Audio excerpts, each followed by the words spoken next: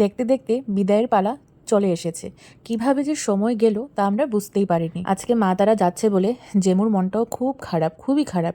জেমু এই সময় ঘুমায়, কিন্তু আজকে মা তারা যাবে দেখে দুপুরে একটা বারও চোখের পাতায় এক করিনি। কারণ জেমুর খুব খারাপ লাগছিল, আর জেমু বারবার বলছিল খুব তাড়াতাড়ি এসো। সত্যি মা তো একটু রান্নাবান্না করে জেমুকে খাওয়াতো, বা জেমু সবজি খেতে পছন্দ করতো, মার হাতের নিরামিষ সবজি। তো মা প্রায় প্রত্যেক দিনই সবজি টবজি করে জেমুকে দিত। তো সেটা জেমুরও খুব খারাপ লাগছে। আর মাদের সাথে না জেমুর একটা খুব ভালো একটা বন্ডিং হয়ে গেছিল।